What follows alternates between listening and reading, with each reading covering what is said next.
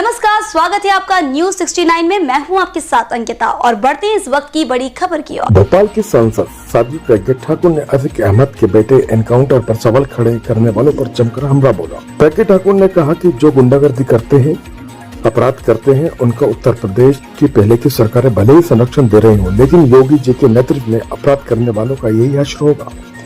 दिग्विजय सिंह और अखिलेश यादव के एनकाउंटर पर सवाल उठाने पर साध्वी प्रज्ञा सिंह ने कहा कि ये लोग भी ऐसी ही प्रवृत्ति के होंगे, इसलिए अपराधियों के खात्मे पर सवाल उठा रहे हैं। साध्वी प्रज्ञा ठाकुर ने धीरेन्द्र शास्त्री को बीजेपी का एजेंट बताए जाने पर नाराजगी जताई है। उन्होंने कहा कि कांग्रेस के नेता धर्म को मजाक बनाते हैं और हिंदुत्व को आतंकवाद कहते हैं। ऐसे लोगों का जल्द ही खात्मा होगा। साथ ही उन्होंने भोपाल में बढ़ती मस्जिदों की संख्या पर भी बयान दिया। उन्होंने कहा वे जानकारी जुटाकर जल्दी निर्णय लेंगे। भोपाल से न्यूज 69 के लिए आदिल खान की रिपोर्ट। अभी वो मुझे ज्ञापन देंगे, उनकी मांगों से मैं अवगत होंगी, तो उनकी जो भी अपेक्षा है उसको पूरा करने का प्रयास करेंगे। उत्तर प्रदेश में गैंगस्टर अतीक अहमद की बेटे का एनकाउंटर हुआ, इस तरीके से देखते हैं लंबे समय से अपराध में लगे। ये कोई विषय नहीं है, जो अपराधी है उसको तो दंड मिलेगा ही, और ये कोई नई बात भी नहीं है। इतनी गुंडागर्दी, गैर कानूनी काम ये करने वाले लोग, मर्डर करने वाले लोग, अब उनका जो भी हश्र हुआ है या उन्हें जो भी दंड मिला है वो कानूनी होगा, क्योंकि गैर कानूनी करने का काम जो भी करेगा उसका दंड तो निश्चित है। मगर और कानून से चलता है ये देश, गुंडागर्दी से नहीं चलता।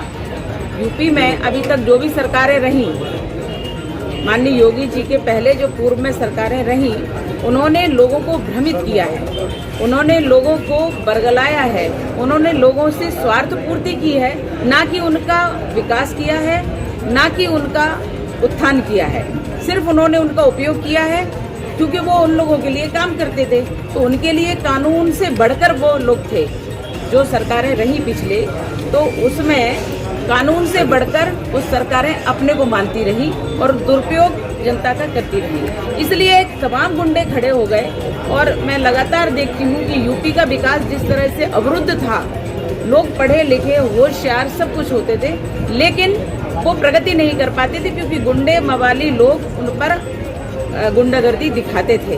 अब जब से माननीय योगी जी का शासन आया है तो वहाँ कानून का राज होने लगा है, और इसलिए जो कुछ भी होगा वो अच्छा ही होगा। इनकाउंटर पर सवाल खड़े कर रहे हैं ओवैसी और अखिलेश यादव। मैं क्या कह रही हूँ, गुंडों का समर्थन करने वाले लोग क्या हो सकते हैं वो समझना चाहिए, और जो ऐसे लोगों का समर्थन करते हैं, मर्डरर का समर्थन करते हैं, जो गुंडों का समर्थन करते हैं, गैर कानूनी गतिविधियां करने वाले लोगों का समर्थन करते हैं, वो भी वैसे ही होंगे, वो करते हैं उसका। तो आखिर धीरेन्द्र शास्त्री को बीजेपी का एजेंट क्यों कह रहा है कि कमलनाथ भी उनसे मिलने गए थे? भाई विवेक नहीं है जब ऐसा। मैंने क्या कहा, वो हिंदुत्व का विरोध करते हैं, तो जो हिंदुओं की परंपरा को, हिंदुओं की संस्कृति, उनके संस्कारों को, हमारे धर्म और शास्त्रों की बातों को क्या समझेंगे, इसलिए वो ऐसा कहते हैं जी। मैं तो इनमें कोई भेद नहीं मानती, सन्यासी हूँ, इसलिए दृढ़ता के साथ कहती हूँ कि इस प्रकार की।